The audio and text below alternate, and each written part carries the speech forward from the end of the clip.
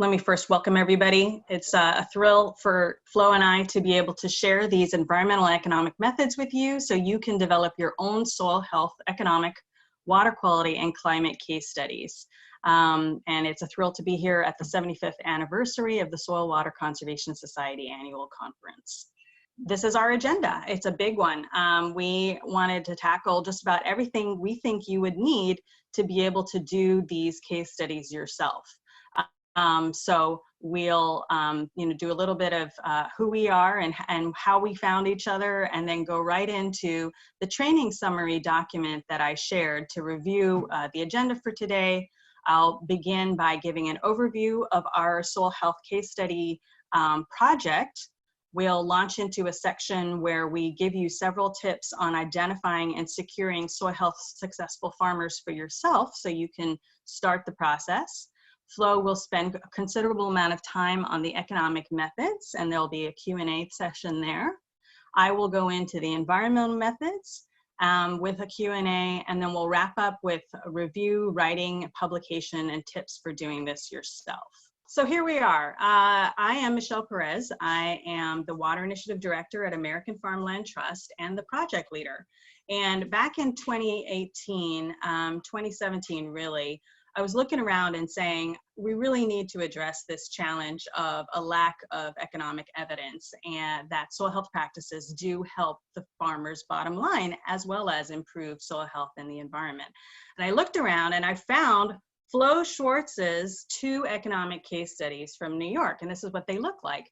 She interviewed farmer Dave Magos and farmer John Kemmerman and produced these wonderful 2-page really easy to read, really engaging, sweet economic case studies. And on the back, they have the partial budget analysis table. And so I said, Flo is the gal for me. This is fantastic. And it turned out timing was just wonderful because she retired 1 month prior to us needing to submit this proposal to the USDA Conservation Innovation Grant.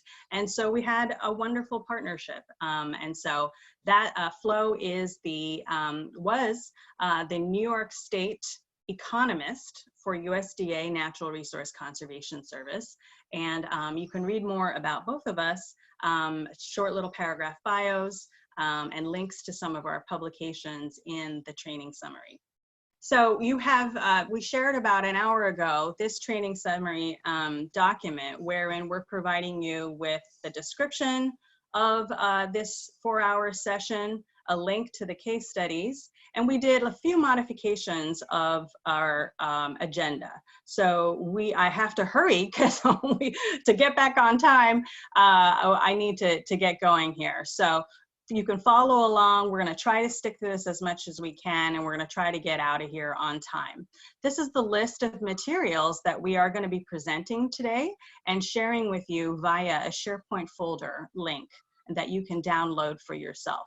Here are the bios I mentioned, and here's terms of use, right? So USDA did not require us to share these methods with the world, but we wanted to. We want 1,000 flowers to bloom. We want you to be able to use some or all of the methods, and in exchange, we would just like to know about it. We would like you to tell other people. So if you do use some of the economic or the environmental methods here, please consider including some sort of appropriate attribution in whatever case study or other products that you produce that says something like this, that you are using the case studies that are based on methods, analyses based on methods and materials developed by American Farmland Trust provided during this training session. So we appreciate that. All right, and so what is this project about, right? I wanted to give you a sense of it before we start teaching you the nitty-gritty methods.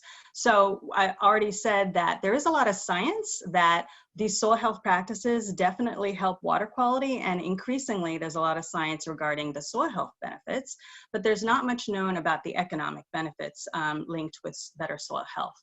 And a lot of people want to know, right? The ag community, which is made up of farmers, landowners, retailers, bankers, and others want to know what the bottom line is that might be associated with successful implementation of soil health practices. So we developed this USDA Conservation Innovation Grant. We wanted to quantify the economic and environmental outcomes.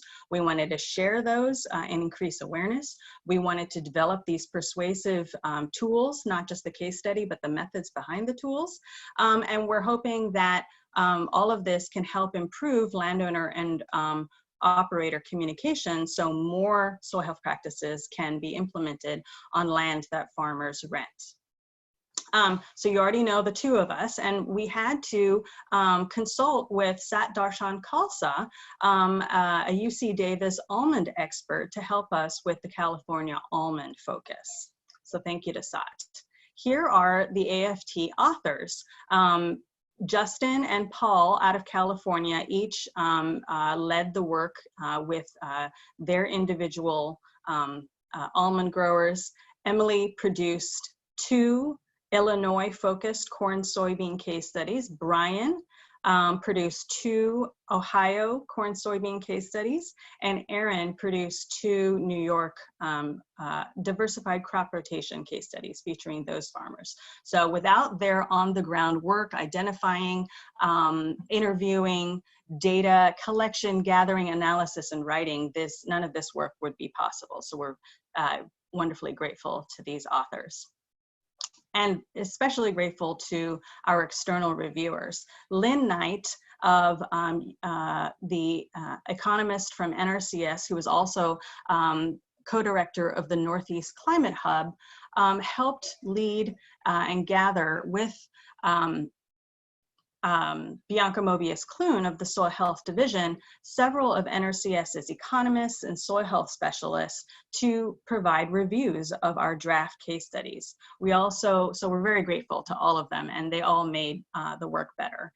We also reached out to a few university economists to make sure we were getting a balanced view, and we can't say enough to thank Mindy Selman of USDA and Matt Sturmer, Mark Easter, and Haley Nagel of Colorado State University for providing our nutrient tracking tool reviews and our COMET farm reviews. They provided us with tremendous levels of training, troubleshooting, and review, and helped make sure our products were credible.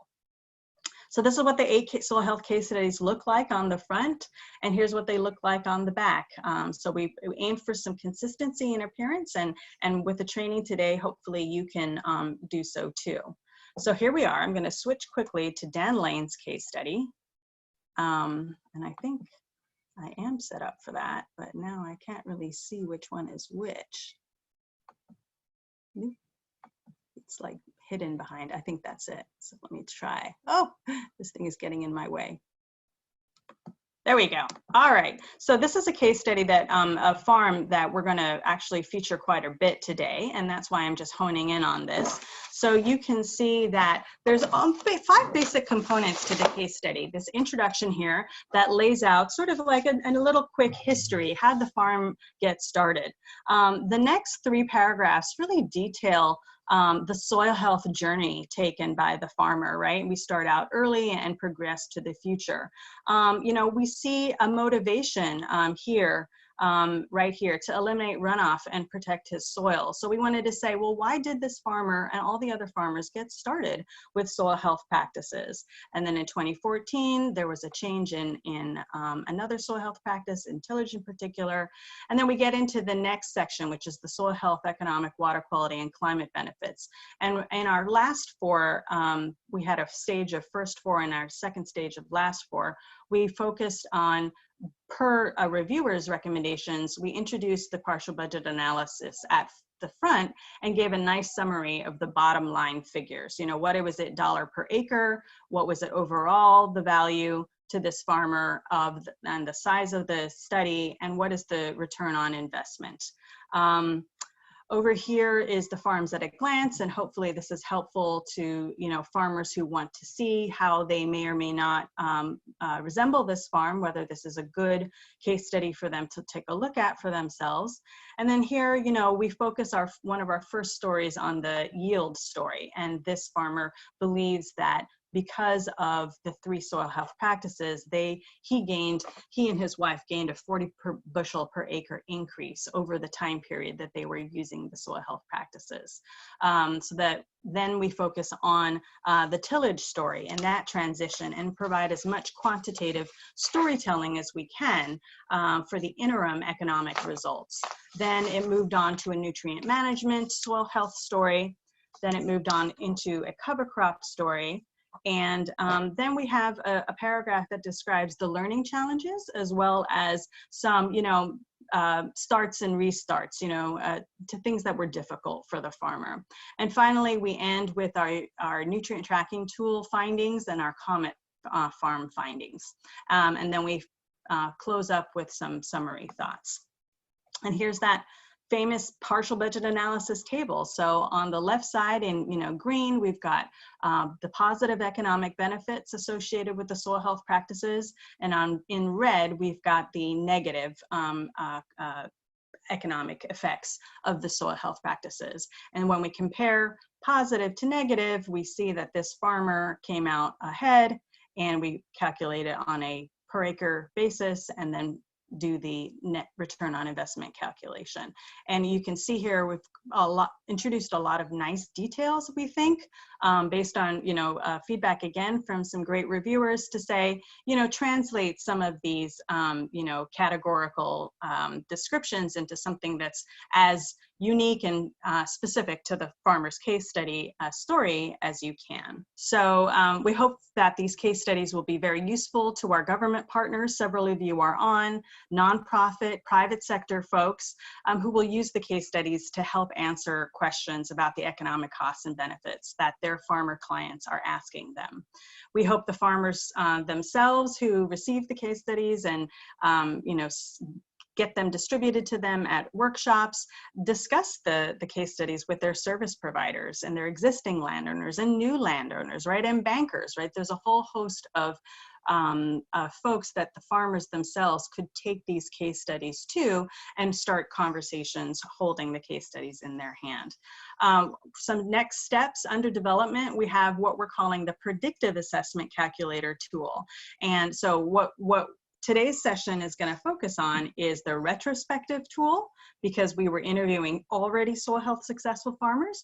And what Flo is now working on is our Predictive Assessment Calculator for use with soil health curious farmers. And we're going to run what if scenarios to predict the potential short-term and long-term economic benefits if they adopt soil health practices. And we want to get all of these tools online. So we have, thanks to the Walton Family Foundation, we have a little bit of seed money to transform these Excel-based calculators into online calculators, and hopefully that will be well received by folks. This is a table that you can study later, just basically comparing the Retrospective tool, which we're going to train you on today, to the future Predictive Assessment tool, which we will hold trainings on in the future once we go through. We're proving them right now. Our staff are in the field with farmers conducting those interviews, and we're going to make sure that that tool is ready for use by the world after we test them out and make sure they're copacetic.